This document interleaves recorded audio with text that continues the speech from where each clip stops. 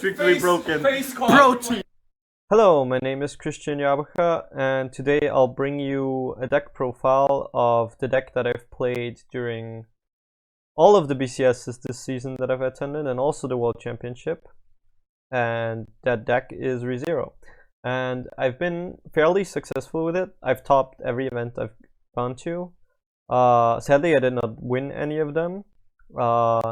Top 8 in Rome and top 8 in London were just extremely unfortunate circumstances. I got 3rd place in Lisbon, which was, I lost semifinals to Mocha Bang Dream. It was an alright game. And then at the World Championship, I lost to Konosuba in top 8. But that was not due to my deck failing, that was due to timing issues that we're probably going to cover in our Worlds recap. But basically, like, losing was not the deck's fault. It was that they changed the time rules from like being 10 minutes overtime to 5 minutes overtime. So yeah. And what this deck profile is going to be is, first of all, I'm going to talk a bit about how this deck works, what are its strengths, what is the core concept of the deck, and this feeds into why I've built my deck the way I've built it, which is a bit different from how the deck was built 2-3 years ago, back when the set first came out. Like, the core of the deck has been around ever since set release, and I did a video on it like 2 years ago or even longer ago. But some things changed, some meta things changed, some, in my eyes, card appreciations changed. I found certain cards to be more impactful than I originally thought they'd be. And yeah, so I changed some cards, I arrived at this list, and I'm going to talk about why I arrived at this list, why I chose certain card counts, because some of the card counts might be confusing or look weird to people. And then I have a matchup table where I have notes for each matchup, and I'll go over why I think certain matchups are good or bad or like even. And then at the end I'll answer some questions that I got when I asked in Discord for like some questions they want answered about this deck. And yeah, if you have other questions that this video doesn't answer, then feel free to leave them in the comments and I'll try to answer them. So yeah, first of all, let's start with what is this deck about, what are the strengths, and how do you take advantage of these strengths. So the deck at its core is an early play focused deck that tries to win board at level 2, and from that position snowball an advantage that basically leads you to outlast and outgrind the opponent and just cancel more, heal more. And the way it works is that both of your early plays, if they survive, keep accumulating advantage. Like Rem is going to gain markers that compress you that way. Felt is going to remove cards from your deck and put them into stock and gain you compression that way. And this is like the core principle of what this deck is about. And the strengths are obviously that game plan, like just having a good double early play focused game plan, being able to protect this game plan, having some cool techs and outs for certain situations, like Rest Counter and Reinhardt. And then also the strength of ReZero in general is just a very strong early game. It has access to Ricky, which is one of the best level 0s in the game. It has access to Clean Cuts, which are fairly powerful level 0s. It has good plussing level 0s, and it has a decent Brainstorm.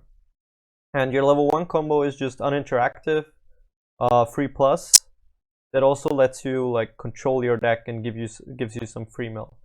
And controlling your deck is also something that's super key to the deck. And I think controlling the deck is the aspect that most people fail at doing properly to like really take advantage of what this deck can do, what this deck has as a power spike. And what leads me to this statement is that I think this deck is based around, and the core of the deck and the strength of the deck is you should always try to free fresh felt, to use the free fresh felt effect. And yeah, you might say, oh, that's obvious. Yeah, of course you always try to do that. But what I mean is that you play multiple turns ahead and maybe make like plays that might look weird for the current situation or are bad in the current situation, just to set up the felt refresh. Everything that you do with the deck every turn should be in preparation of setting up the felt refresh and looking for ways to set up the felt refresh. And that's something I think a lot of people still underestimate, how impactful that card actually is, and how impactful the card is once it's actually out. And a lot of people also don't seem to realize that if you do the first felt, you don't need to stop there. You do the first felt refresh, then you just search the 2-1 again, and you try to do the same thing again when you hit the next refresh. And you keep doing that until the game ends. And the rest of the deck, this is the how do you take advantage of these strengths, is entirely built to support Felt and Rem, and to support this early play game plan, and to support being able to early play Felt as much as possible. And yeah, let's check out the deck and see how I try to do that. So first of all, 4 of Rem, Ricky. It's a very good card.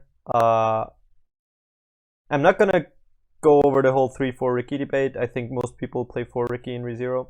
And not only is it like a consistency crutch, like finds you your level 1 combo to go +2, it also gives you some extra milling. The one card is kind of marginal, but it does help set up the numbers. Like, you will, if you play the deck enough, you will realize how often you just reach like exactly 5 cards in deck. And this card can help set that up. But if it was just a vanilla Ricky, you'd still play 4. But having the extra text is actually pretty cool.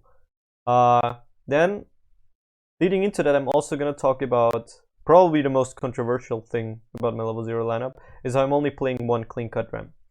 And there's reasons for that, but in the end, they all boil down to the rest of my deck is built to support the double early play game plan and to make Felt refresh as much as possible. Like, I'm just maximizing and entirely focusing on that.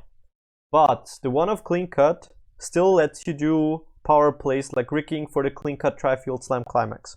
And that's actually a play I ended up doing a lot this season. I even did it in like the 1 stream match it was, though that was barely a match, I guess, because my opponent just never cancelled. But yeah, just a very powerful play to have access to, and that's why I'm still running the 1 copy of the clean cut Rem. The rest of the level 0 slots had to go to other cards for me to be happy with the consistency of the other parts, or like, yeah. So next is I'm playing 3 Emilia Runner and 2 Felt Runner. These are essentially kind of the same slot. These are like my plussing oversized level 0s. I'm running like a slightly lower level 0 count at 15. Oh, actually no, it's 16. I ran 15 when I only ran 1 bomb. But yeah. I'm running 5 oversizes because it's just more likely that you open them. Oversizes are really good turn 1, and I wanted to maximize my chance of opening them turn 1. And the split for 3-2 is based around, I think Emilia Runner is the better card because it's 3-5. I think it's harder to out than the Felt. It's also better now with Goblin Slayer being like a thing, because it can out the Chaser. But you want the yellow for like yellow fix, because the deck barely runs any yellow if you look at it. You also want it for like the stock soul to have like a target to stock. And you also sometimes, like in very rare situations, want to find a target with the Felt Refresher that's costless as an attacker. Like some scenarios are where you spent all your stock and you really need a 3rd attacker. So yeah, that's why I run the 3-2 split, and I've honestly been very happy with this split. I think 1-4 is really greedy, and I think you don't need 3 yellow cards for this, for the card fix and for the stock soul and stuff. Runner also is extra deck manipulation again, which can help. It comes up less often than a Ricky because you just run less copies, but it does come up and it can be helpful. Always something to keep in mind. Also, like, not just keep in mind that you can mill to like hit refresh, also that you maybe should not mill to hit refresh. So something to keep in mind. Yeah, then 4 copies of the Brainstorm. Most lists ran 3 before. That's fine, but again, this ties back to consistency. I want to always do the felt refresh. I want to always do as much of my game plan as possible. And oftentimes, if you only run 3, you have to grab the Brainstorm of the Amelia combo to like find it, because the only other way to search it is through the Suicider. But you really want the Brainstorm. Like, the deck really wants this Brainstorm in the back row, just for like deck manipulation, and as an extra like plussing option during mid game, but mostly for deck manipulation. And I'm running 4 because sometimes you need to Brainstorm twice to do your felt play, or sometimes you might even need to Brainstorm 3 times to do your felt play, and oftentimes it's still gonna be correct. So I'm maximizing on 4 because I want to draw it. Because when I started testing again for BCS this season, I was playing 3 at first, and I started realizing almost 80, like a large majority of my games, I want to say 80%, but I don't actually know. A large majority of my games that I lost were because I wasn't able to find this card.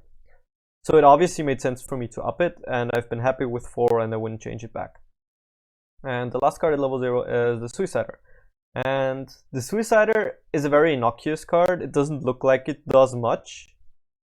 The Suicider part, in fact, is like not really a contention why you play this card.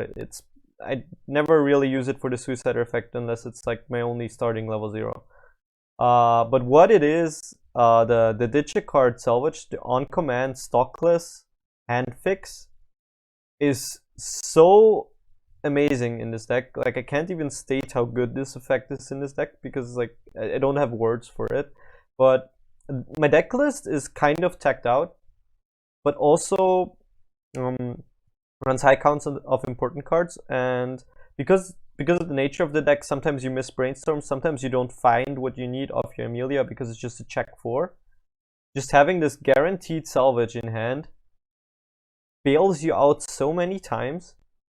Like, the neg 1 is bad, but it's oftentimes very much worth it. Like, most of the time it's worth it, and it just makes you a lot more flexible. And this is like one of the priority grabs of the Amelia if you don't know what to grab, because this just turns into whatever you end up needing in the next situation, because you don't really know, you're not 100% certain how much damage you're gonna process, how much deck you're gonna go through, how much damage you'll eat, how much you'll cancel.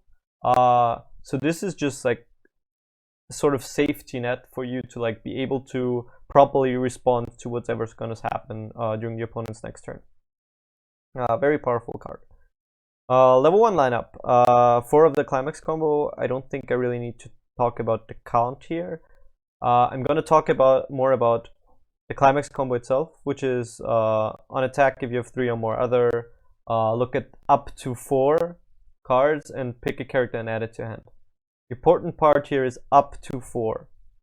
And there's actually, I don't want to say famous, but there's, when ReZero first got spoiled, there was, or not first got spoiled, when ReZero got, when we did the set review on top tier tiers, I think there's like a 15 to 20 minute segment about us talking about this card with people saying, yeah, you should always just check 4. And I think this mentality has stuck until now. And I think that's also a lot of what's holding the deck back is people not properly thinking about the Amelia mills. We've become kind of obsessed with the notion that you want to turbo through first deck as fast as possible. So always check 4. But in this deck, there's not only the component of like, maybe you mill through a lot of not climaxes early, so you have like 5 and 20, and you might not, like, if you hit refresh, your compression is worse than it is currently. which is a fairly rare occurrence. Like, it happens sometimes, but it's not like the norm. But what's more common is that maybe on a turn you do combo, you hit like 1-3 already, and you have the stock soul in hand. And if you turbo 4 cards, 4 cards, 4 cards, you're gonna hit next deck, and then maybe you hit level 2. And then you can still ram early play, but you can't use Felt. And what I'm saying might sound a bit heretic to people here, but the proper play pattern for this situation is almost always to just hit yourself to level 2 in first deck. Don't check a lot of cards with Amelia, and then use the Felt Refresher.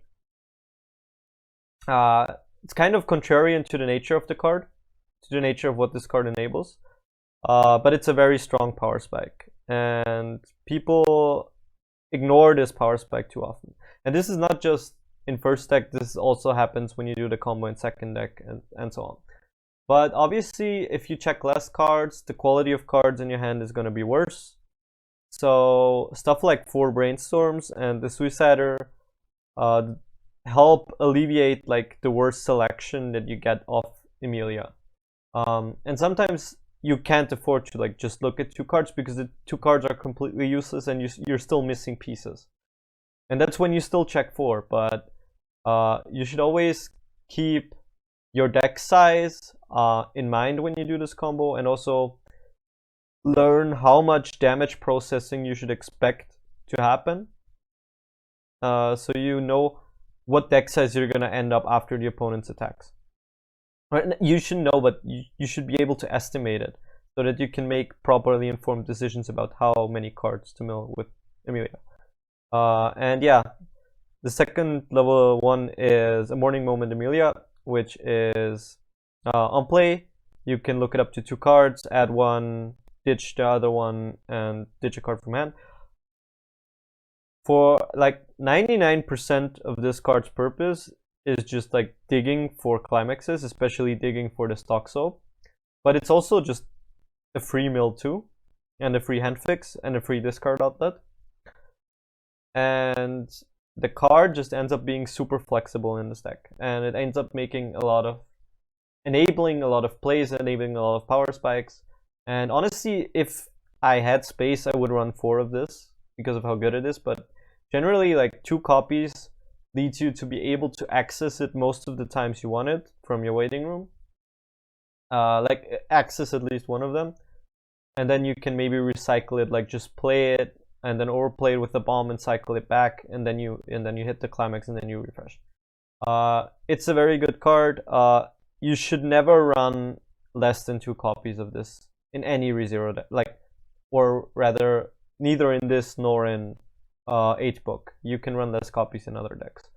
But yeah, the second effect is like it summons a puck that's not really relevant. Theoretically, you can like pay 1 clock yourself when this gets reversed to sack 2 other characters, which can theoretically set up Reinhardt, or if your opponent attacks wrongly into like reverse combos or stuff. But in like my hundreds, probably 1,000 games of this deck, this effect has never come up. So not that important really. Yeah, 1 copy of Great Spirit Puck. This is like my extra level 1 attacker, because I only run like 4 of the combo. So it has a useful purpose for that, but its main reason for being included is that I'm also running the Restander. And you might think, oh, just 1 copy of Puck, this sounds pretty greedy, sounds pretty inconsistent. It is kind of greedy, but ultimately it hasn't proven to be an issue, because the way it works is you have very good control over where this card is due to Felt. Like, if it's in your waiting room, it's already where it needs to be. If it's in your hand, it's already where it needs to be. If it's in your deck, you can just search it out with Felt and then pay it out. And if it's in your stock, you can usually pay it out with Felt before you do your search. So the only way it's not really accessible is if you get hit to like 3-3 and it ends up in clock on like 2nd or 3rd position. So 1 copy has been enough. It's very rare that I don't get to use the effect when I want to use the effect. And then spicy one of Healer Felix, which is a 500 assist that has pay 2 tap solve heal 1. And this inclusion comes from Nando, last year's World Championship winner. He actually didn't play this card in this deck, but he played it in 8 books. And I like that card. I like the idea of the card there enough to also test it here. And it has won me multiple games this season. Just because the way it works is oftentimes you have like a felt and a rem that just sticks to the board, and the rem is accumulating markers. And then at one point you just end up having to like play a rem, play another rem, overplay the rem, then brainstorm, try to hit the brainstorm to get the rem back just to heal again. And the Felix just is a repeatable heal that you can use to like pay out stock that you generate off of felt. It's just essentially a 5th copy of a healer, and it's also a repeatable heal whenever that's necessary. So now the fun part. This is probably the most not confusing but special inclusion, most impactful inclusion, I'd say, which is that I'm running 3 copies of the anti-change backup. And usually back in the day, the classic lineup was like 1 anti-change, 1 rest counter, and then 1 anti-change bomb. And I think things have changed enough to where this card is just good enough to run it 3 or 4 copies. Because once again, when I tested the deck, I started realizing that the only games I ever lost were the ones where I didn't get this card. And this held true up until like when I put 3 copies of this card into my deck. I know I think the first tournament I played with 3 was Rome. And the only games I've lost with the deck during Rome were the 2 games where I didn't draw a single copy or be of the anti-change counter, where I just didn't get it into my hand. So that kind of reinforced my belief into this card, because the way it works is if you have the Rem Felt setup and this card in your hand, barely any decks can really profitably front. This card just almost always is able to protect your characters. And also, it's a very efficient sack counter. It's like pay 1, drop 1, sack 1, which is probably the most efficient sack counter except for like Gochiusa as far as character counters go. And that's not only good for like dodging on reverse effects, it's also good for like enabling Reinhardt plays where maybe you can't crash all lanes, but you can like crash 1 lane, and then Reinhardt can just attack over center. And then when it's the opponent's turn, you can just, he's still a bodyguard, even if you have other characters in the field. And then when the opponent does his first attack, you can just sack the last remaining character. So that's a play, but also like sacking characters messes with finishing math, with combat math, just generally good against finishers. It's cheaper than a rest counter, so you can often go for finishing lines and then still have the sack counter available, whereas you couldn't do that with the rest counter. And yeah, it's just very key to protecting your early game board. And as I've said, this deck is built in a way where the purpose of the deck is just focused around the early game plan and protecting the early game plan and making sure you pull it off. And running high counts of this card is one of the measures I've done for like helping this. 2 copies of Bath Time Amelia. This is honestly one of the best level 2 supports in the game, probably. Maybe it is the best level 2 support in the game. I've struggled to think of a better one. It's here to make your cards bigger.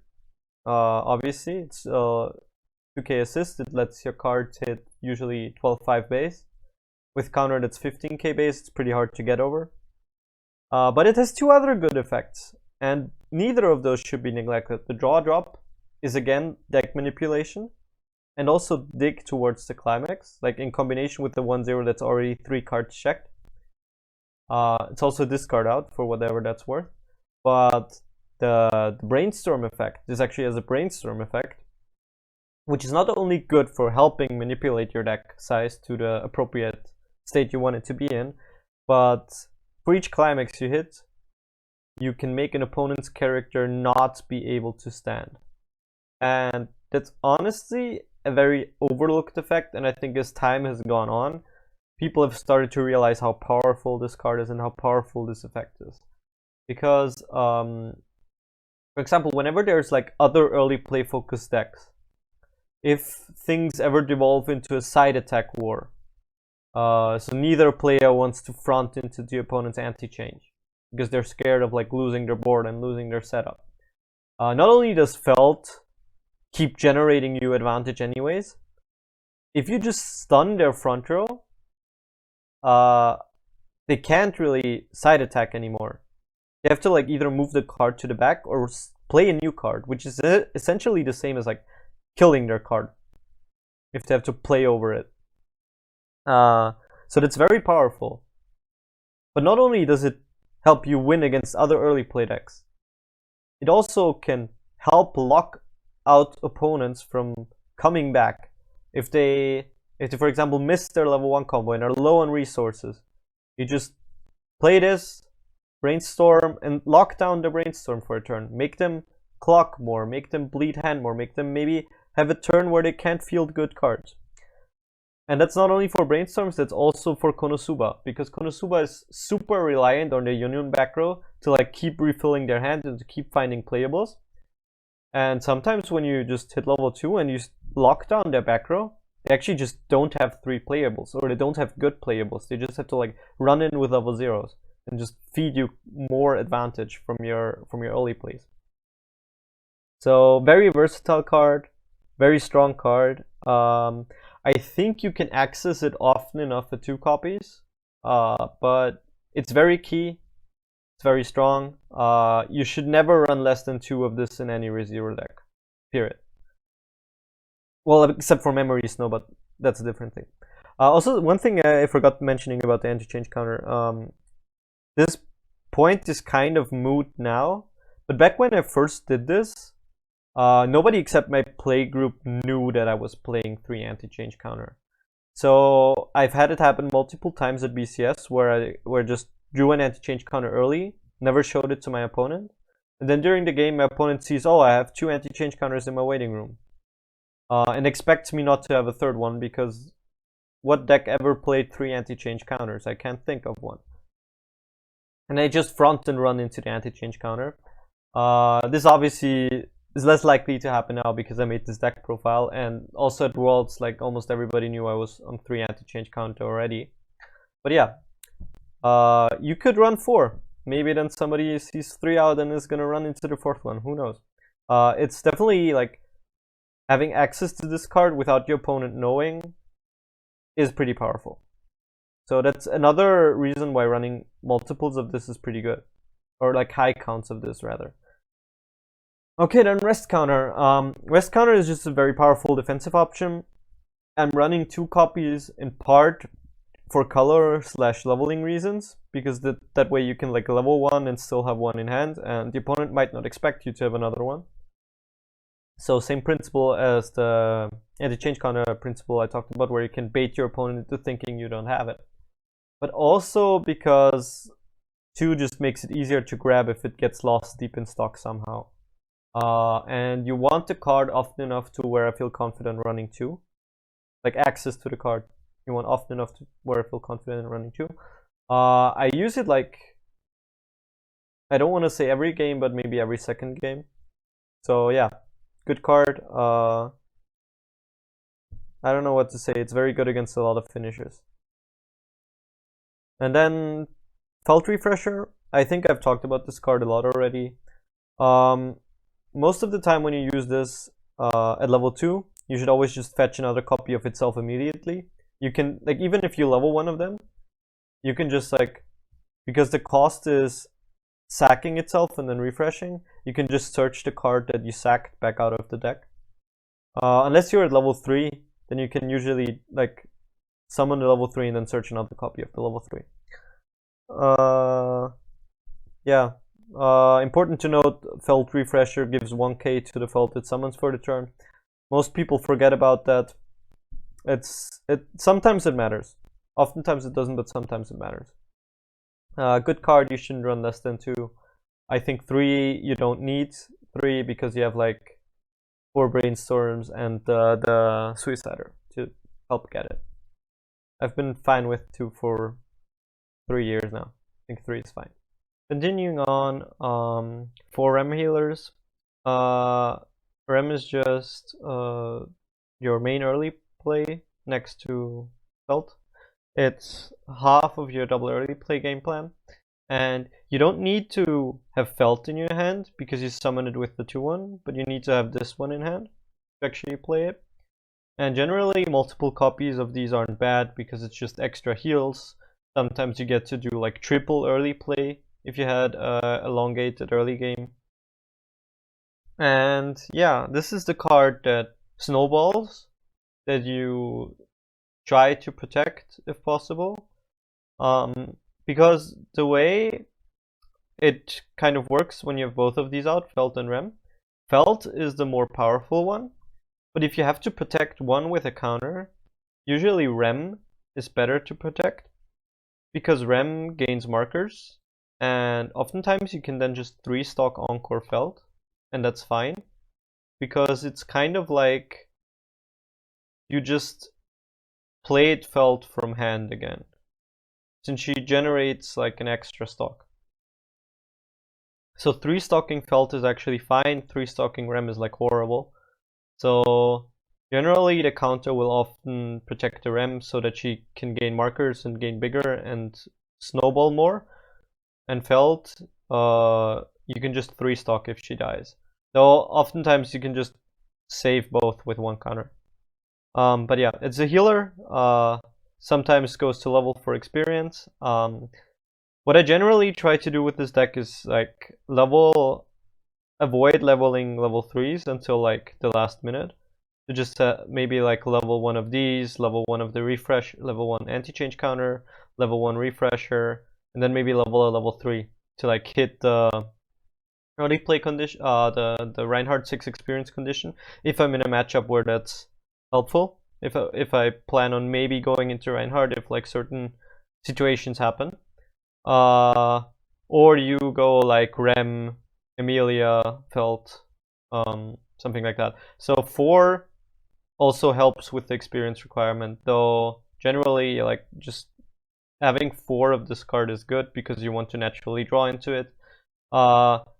If you naturally draw into it, you can instead use your Emilia searches to like grab anti-change counter or the back row or the refresher. So just having 4 means you can draw into it naturally and then use your combo to search other pieces. And it's also just a healer, which this deck likes having because it's a sustain deck, it's a grind deck. Having more heals is always good. 3 copies of the other main level 3 of Felt. This is both your core card for me, your main level 2 engine, or half of your main level 2 engine. And it's also your main finisher, in fact, because, well, a finisher, it's like pushes small amounts of damage over multiple turns. And yeah, that's what this card does. 3 copies because at 2, it's hard to field it's hard to field both. Like sometimes one just gets lost in stock or in clock or maybe even in level. And you always want, like, you never want to be in the situation where you're doing like Felt refresh and then there's no target to bring out with the refresh.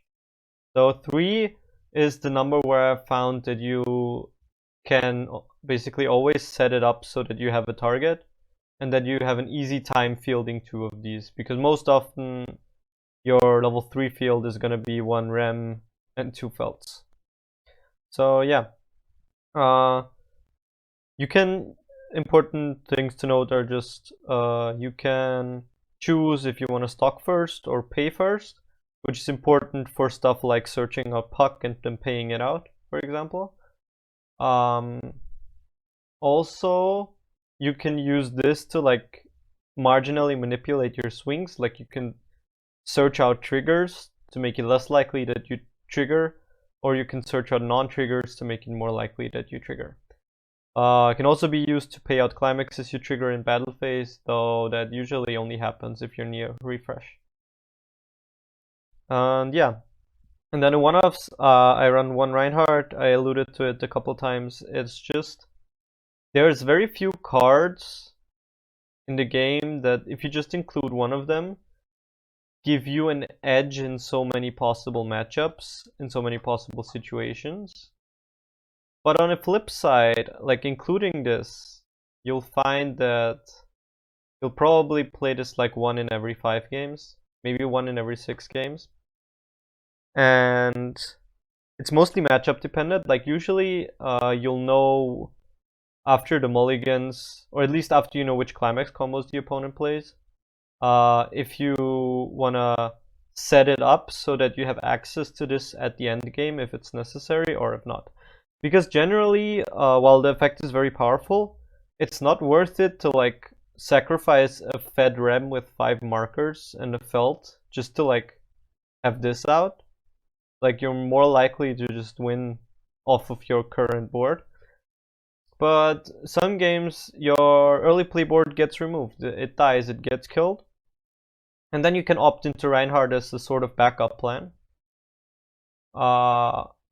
And the other times is where Reinhardt is going to be one of your main plans, where you maybe do less focus on protecting the rem and the felt, and you just use them as like value engines to like heal a couple times or two. Deal a bit of extra damage. And then at level 3, like, you don't focus that much on like protecting these, you just focus on setting up the Reinhardt and having it protected with like extra counters. And matchups, for example, would be 8-bar Fate or Stand by Bunny Girl. Though I say that those are matchups where Reinhardt is very good in. But generally, if you have like a super fed rem, that's also enough to like make both of those decks pretty sad. Except for if Bunny Girl is playing the Nodoka gate, where they can just bounce your characters.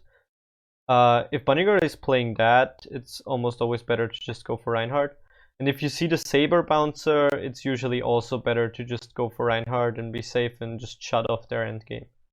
Also, it's good against Link Strike, basically against any cards that need to survive battle to do their thing, which is Restanders, Encore Step Burns, stuff like that. Yeah. Even like Mocha, theoretically, where you can deny the heal of the card because she heals Encore Step and you just send her to memory. And the last level 3 is the Emilia Restander. Some people like playing the trial deck Rem instead of this card as like their extra finisher, but Emilia Restander is, in my eyes, just a lot more powerful. It needs reverse, which is obviously the drawback compared to the Rem, like the main drawback. But there's a couple of things that make me like her more. It has memory kick, but that's a kind of marginal one, but still ends up being helpful at times.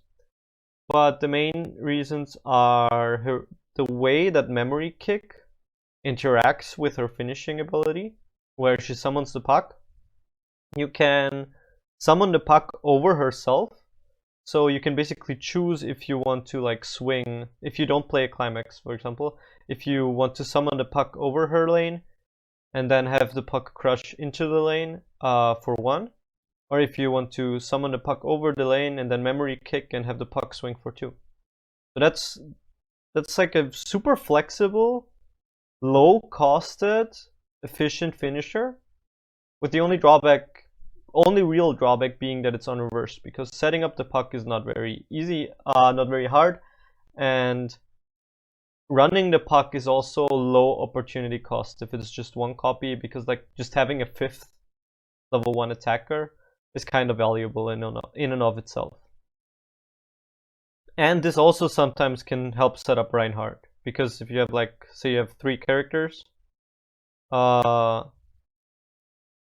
you So the way it works is, or 4 characters. Let's say you have like Brainstorm in back, or 2-1. No, let's say you have 2-1 assist in back, and you move up to the Brainstorm. You play Reinhardt, and you have the Emilia. So you crush in with the Brainstorm, then you attack with the Reinhardt, and then you use the Emilia, reverse the opponent, sacrifice your back row, play the puck over the Emilia, and then crash in with the puck to like make sure Reinhardt is alone. It works better if you don't need her extra power. If you just have like a level 0 or something to reverse with her, because then you could just have 3 characters on board, like your 3 front row, and then if you sack your other front row and summon the puck over her, crash in the puck removes itself from board, then Reinhardt is actually able to burn offensively too, because then he hits the 20k and gets the reverse burn and stuff. But usually you need the power to reverse, and usually you also want to have like the 2-1, like give her power to reverse. But it's just something that you can do, something that happens. So yeah, and 4/4 climaxes, and that's the deck. Then matchup spread. So I've done this into unfavored, slightly unfavored, even, slightly favored, and favored. I think one of the reasons I really like this deck is because it doesn't have any matchups that I feel are truly unfavored. Even like decks that run outs against like the early play strategy, most of them, for example, first of all, don't really exist in English, like decks with good outs to early plays, efficient outs to early plays. And second of all, like even against those decks, ReZero usually still has tools like Reinhardt and other cards to like fall back on. Okay, so I guess I'll start from the top and go from unfavored to favored matchups. So AOT is what I have as slightly unfavored. Arguments could be made that it's like unfavored. Largely depends on the specifics of the list, I think. But generally, your endgame doesn't interact that well with AOT because they have the hexproof support, so your tap counter is completely shut off, and you can't really power spike over the Emilias, over the Mikasas, sorry, unless you have a rem that's pretty fat. But the problem with that is that oftentimes they will have like an Aaron early play and then like 2-1 Armin assist to like pump the Aaron early play. Make it so it can't be anti-changed, and then it's fairly big, then it's like 15k, which is already enough to like tie the rem behind the assist with the counter. So it's kind of awkward in that sense, and also yeah, wind triggers can mess you up pretty badly. So if they like wind trigger the felt, then you can't even 3-stock encore it. So that's like that's the worst case scenario, where you just go rem felt, and then the Aaron scales over the rem is anti-change counter, is hexproof, and then they trigger a wind on the second attack and bounce the felt, and then you're like left with very little to actually, even if you like cancel in that spot, it's still really awkward for you. And yeah, the only recourse, or like one of the things that you have against AOT, is that you don't really care about what they do early.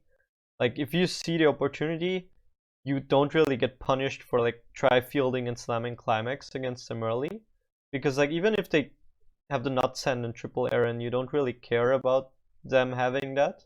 Like your level 1 combo is still gonna be fine, and you'll still get your advantage, and you'll still be able to early play.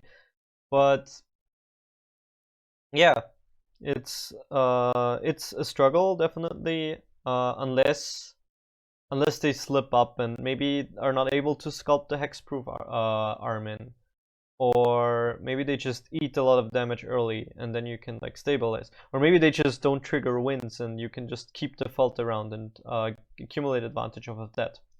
One way you can actually swing the end game in your favor is if you keep track of their move gears. Assuming they have only one move gear, if you feel 2 weak characters that would theoretically crash, and then Reinhardt in center, you can like crash one of them, they might move gear. Then you can crash the other one, so that one actually crashes, and then you're left with like Reinhardt character. And then because Reinhardt still has bodyguard, he has to front Reinhardt first, and then you can just anti-change counter the other character, and then Reinhardt is turned on, and then AOT's endgame is completely shut out.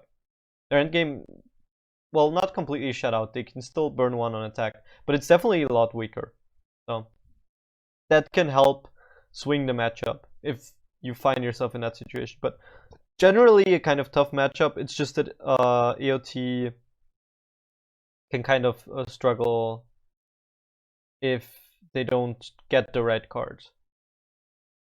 Okay, then for even I have Bang Dream, and Bang Dream is mostly here because there's so many different Bang Dream decks that some builds you'll be more favored against, some builds you'll be less favored against.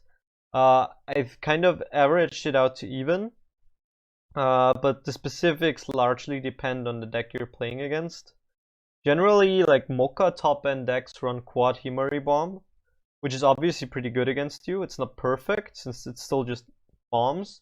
They still like lose their lane and leave open lanes, but it's still like one of the few answers decks can have against your early play board. But against Mochas like Reinhardt can often, if they push you to level 3, you can oftentimes set up Reinhardt because they don't really have ways to like play around Reinhardt. They don't have sack counters or anything. The best thing they have is the Remy Chaser, and usually the Remy Chaser only allows you to like make sure how to say it, to make sure that one lane doesn't crash. But if one lane doesn't crash, you can still just sack counter that lane, so it's not the end of the world. And also against Mocha's tap counter is pretty good. So yeah, against Yukina is going to struggle a lot more early because they can't really deal with early plays. The best thing they're going to have might also be Himaris, but usually Yukina decks play less copies of Himari. Well, no, actually, if Yukina plays Himari, they still play 4, but that's just less. Less people make space for both Toilet and Himaris, I think. At least from what I've seen, that might change. And against Yukina, you have anti-change counter, which is pretty good. And you also have tap counter. But Yukina has the back row, which makes sure that you can't counter on one lane. So one Yukina reverse is going to go through regardless. Unless, again, you're able to set up Reinhardt, which turns off like Yukina pretty hard. Yeah.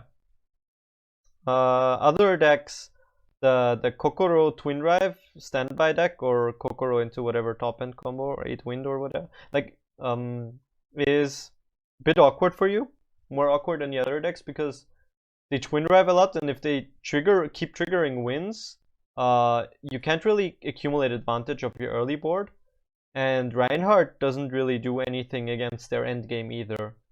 And even if you do accumulate advantage of like a Rem with like 4 markers, their main level 3 just bounces. So, and also important to note, you need to like spend your stock at one point against this deck. So just try to hover around 5 to 7 stock, even if you have like felt out for multiple turns, because stock swap Fumio is still legal in English, and it can mess you up if you're not careful.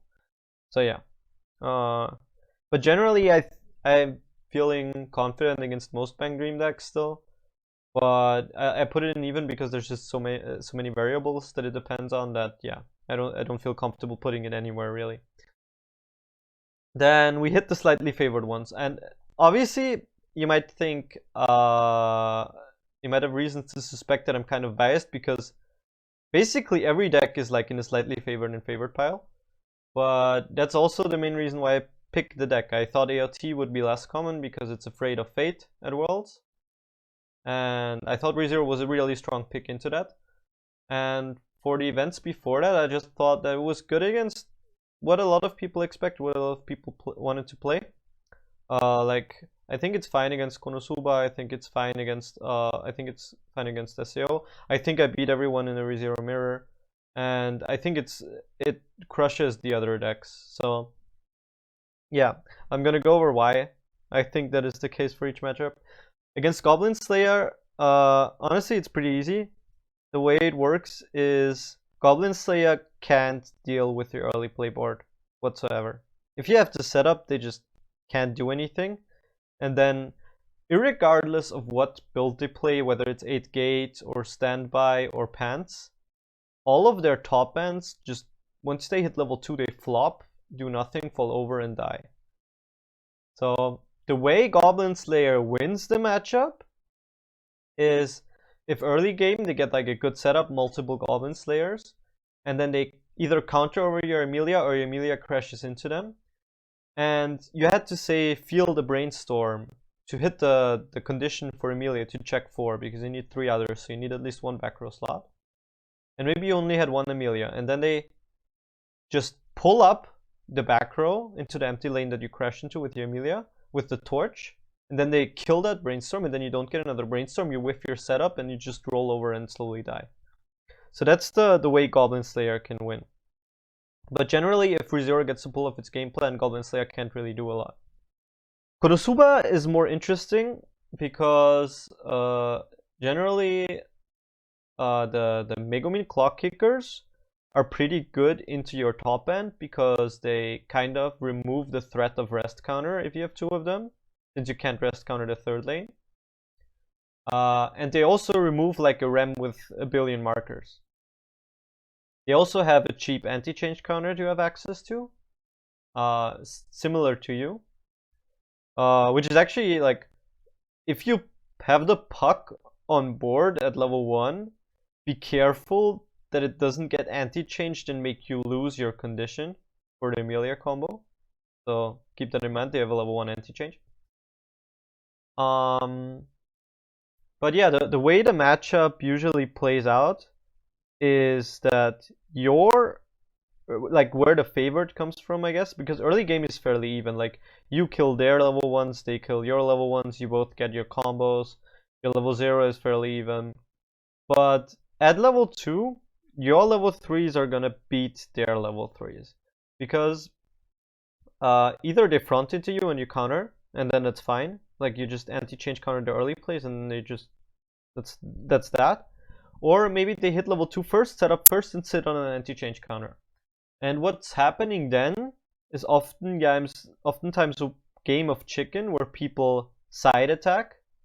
But generally, when you side attack, you come up ahead because Felt generates an extra stock every time you do that.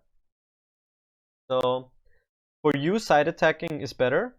And then not only that, you can, again, if there's ever an actual side attack war, the stun brainstorm is going to lock down their front row, and then they have to keep replacing early plays, which isn't going to work for like at one point it's going to stop working. So generally you're going to be advantaged at level 2. But Konosuba, again, it can play around tap counter, and the other important thing is stock swap Fumio, which if you ever like have a really good game with like multiple Felts, against most decks that would be a lock. Like if you have like 10 clean stock and you sit on Felts and Rims with a bunch of markers, against most decks that's just a lock and you have that game won. But against Konosuba, they can still like stock swap Fumio you and then randomly kick burn, and you die. So you never really have an absolute safety against Konosuba, but something ReZero has that other decks don't have is that they spend, or most other decks don't have rather, is that they spend their stock efficiently and have good ways of spending their stock. So the impact of stock swap is a lot less for ReZero than against most other decks. And that's an advantage you have against Konosuba that very few other decks have. So you're fine hovering around 5 stock-ish and just never accumulating more, and then stock swap Fumio is a lot less scary. So yeah, lots of pull here and there, but I think overall ReZero, due to how the level 2 ends up playing out, usually still favored. Also important to note, when Konosuba has a bad game and you can start pressuring them and they start like not having a good hand, you can just lock down their unions and then they sometimes just fall over and die because they don't have anything. So yeah. SAO. SAO again largely depends on the build, the specifics of the matchup at least, but against most SAO builds, you're gonna be favored because they struggle against your double early play plan. They don't have good outs for beating your Ram Felt back row setup with anti-change counter. They just don't have decent answers, and most decks also don't play decent answers. Also, tap counter is good against almost all of their end games, and yeah, Reinhardt is also good against some of their end games like Link Strike and Switch.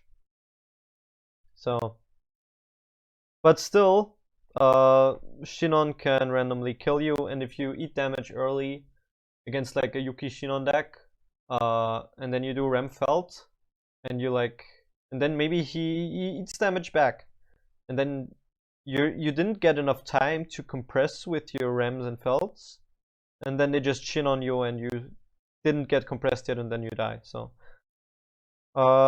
it's here and there, back and forth, but generally against most builds, your level 2 plan and tap counter end up being good enough to win you the game. Against ReZero, obviously this should theoretically be an even, but I think against 8 book, this deck is favored. Like against other ReZero decks, this deck is favored. And in the mirror, if you play better, you're always very favored. I think the mirror in this, for this deck, is especially like the version I've chosen to build with like triple anti-change, is obviously favored against versions with less anti-change counters. But also, if you know what the matchup is about, if you can set up your deck correctly, if you can mill the correct amount of cards, if you can play, basically the way it works is keep your deck state in mind and force yourself to hit level 2 first at pretty high costs. Like not under all, like don't just clock pass until you hit level 2 obviously, but you can do pretty wild things just to hit level 2 first, because it's that important. Unless there's the other way of approaching it is, if you see a chance to like get a lead early, you can just push that lead early and then try to shorten the game, try to hit them to level 3 fast, try to get them to hit you to level 3 fast. And they have their setup, and you then just go for the Reinhardt setup. And then the Reinhardt is gonna like remove a lot of their setup after return. So that's the other way to approach it. But generally, this hitting level 2 first lets you build enough of an advantage to where you're gonna be favored in the matchup. So next one, Bunny Girl. Bunny Girl is somewhat of an interesting one because Bunny Girl is kind of worse than you at every level. They don't really have any recourse to your early play plan whatsoever. And your level 1 combo beats their level 1 combo in attack, but their level 1 combo beats yours, so level 1 is kind of a wash. Level 0, yours is obviously better, since level 0 of Bunny Girl is probably the weakest part. And at level 3, your Reinhardt is gonna outscale their Futaba pretty hard. So they can't really deal with Reinhardt. Also, if you hit enough advantage, like if the game takes long enough at level 2, if a Rem has enough markers and you don't think they're playing a bouncer, you can also just like have the Rem there, and the Rem is gonna possibly be bigger than the Futaba. Also, if you keep pressuring them every turn, if you like have the early play set up, stun locking the Brainstorm is really good against them because most of their advantage comes from the Brainstorm and field presence. If you deny them both the field presence and the Brainstorm, they just run out of cards to play.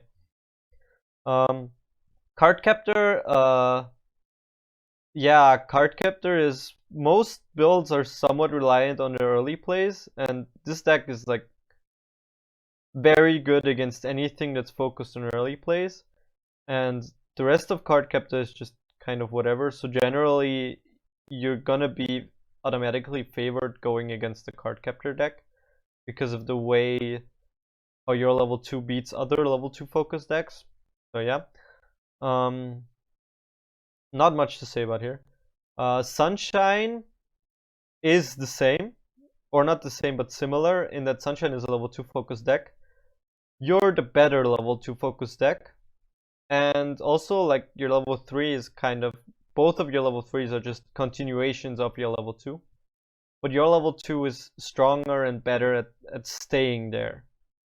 So that's why I think it's favored. I think you can still get cheesed by like either 2 Soul Ruby, or if they hit like level 2 first, get the Yo, burn 3, you eat a lot, you don't have the perfect setup. You get hit to like 2-5 until you hit your setup, and then you feel pressured enough to the point where doing the stun lock side attack makes you feel like you can't really catch up because maybe they had like 6 stock and got to double summon Yos, and yeah, that can be awkward. So, but generally, if the games go normally, because of the way the level 2s interact, you should be favored. And similar story against Fate, where you can accumulate compression with the Rem that they can't really counter with the stock swap. And the Rider also sometimes can't upscale the Rem if she's fed enough. But usually if Fate just tries to contest the Rem with their 2-1 Riders and tries to like beat over your cards, if you set up Reinhardt, their level 3s don't really do anything whatsoever.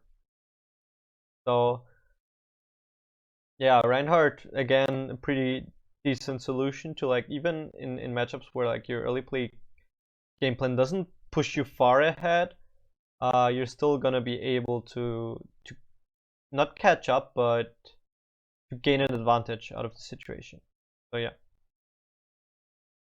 that's the matchups. And then some questions that I got on Discord. So one of the questions I got was why I rate ReZero so highly, as you can clearly see on the left side, and why I think other people don't. Kind of a multifaceted question, but it generally comes down to the crux of, I don't think people play ReZero correctly, and I think that people also didn't necessarily build it correctly. I think like my current build is the best iteration of the deck, and it's also kind of old, and people just generally, I think, have an aversion to older decks that didn't get a lot of upgrades, because most of the deck is still set 1, so the deck has been around for a while. But yeah, I think a lot of it also comes down to like, people just don't play the deck very well. And that's also something I've observed at BCSs whenever I've seen the deck played, so. Oops, sorry. If you're a ReZero player and you don't like my build, you wanna know like what equity do I gain if you play my build versus if you play like a more traditional build with 1-0 backups and stuff. And I think most of the equity is honestly in like consistency of pulling off your game plan. Or in the case of stuff like Reinhardt, if you don't want to play Reinhardt because you feel like you use it too little. You sacrifice equity mostly in Fate and Bunny Girl matchups, but I don't think if you don't play Reinhardt, those matchups turn horrible. So I think it's fine to cut Reinhardt, but it's just a nice option to always have to fall back on when something goes wrong. And yeah, maybe for example, if like 8 standby Fujimi hits, then Reinhardt is gonna gain another matchup where it's pretty good. Or if against Goblin Slayer you just like brick your setup, like Reinhardt is still gonna be pretty decent against whatever their top end is. So I think what else is there? Oh yeah, if you want to play more clean cuts, yeah, you generally sacrifice consistency generally, and if you sacrifice more of the consistency of the early play setup with the anti-change backup, if you like say run less anti-change backups to put in more clean cuts, you gain equity against decks that can't really combat your game plan anyways. But you lose equity against decks where they have similar game plans that they can kind of contest your game plan. So, for example, if you run less anti-change counters, you're going to be worse against Sunshine, but you're going to be better against, say, Bang Dream, because Bang Dream doesn't really focus on its early plays. What makes the skill ceiling so high for Book Stock Soul variant? What's the payoff for reaching the ceiling, and why does this variant demonstrate pilot skill more than other variants? A lot of this question, like this is basically just the first part. What makes the skill ceiling so high for Book Stock Soul variant?